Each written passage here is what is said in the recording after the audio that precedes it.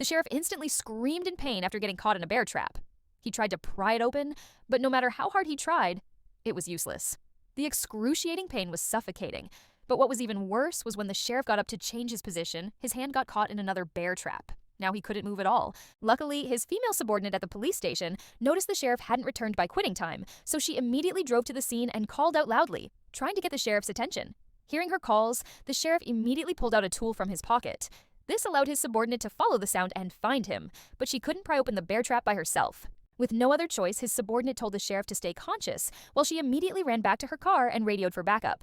Meanwhile, Haley, on the other side, was searching for her missing husband, alone in the woods. She pulled out the walkie-talkie from her pocket and desperately called out her husband's name. Unexpectedly, the walkie-talkie suddenly made a static sound. This was clearly a sound that only occurred within a certain range. So, without a doubt, her husband had to be nearby.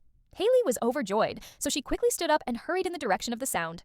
However, what she never expected was the sight that greeted her.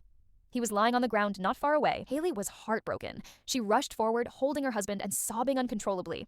However, amidst her grief, Haley noticed something was wrong. Her husband hadn't died from an animal attack, but had been attacked by a person. This place was rarely visited by people. Who could the killer be? Haley instantly remembered the stranger who was recovering at her house. She screamed, quickly stood up, and ran quickly towards her home because her daughter was still sleeping at home. Haley could only silently pray that nothing bad would happen. Then she picked up her hunting rifle and cautiously approached the window. After making sure it was safe, Haley rushed to the front door. She quietly opened the door, held her breath, and slowly walked towards the inner room. Thankfully, her daughter was still safely sleeping in bed. Haley's heart, which had been pounding, finally settled. To avoid waking her daughter, Haley quietly backed out. However, just then, Haley was instantly knocked unconscious. Then the man walked out of the house carrying gasoline and burned all the evidence. Just as the man was about to attack Haley, Haley quickly grabbed a nearby bear trap and it snapped shut on his mouth. Before the man could recover, Haley quickly got up again. Haley didn't have time to think and rushed to her daughter's room to check on her. However, what she didn't expect was that her daughter had already been brutally murdered while Haley was unconscious. Haley was devastated. She couldn't face the reality of what had happened. This was truly inviting a wolf into her home.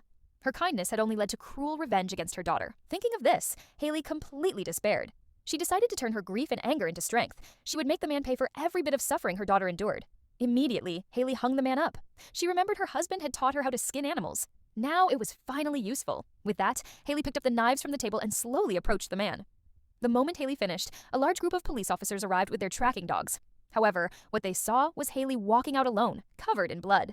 When the police entered the house, they were stunned by the scene before them. The man was completely mutilated, but he brought it all upon himself.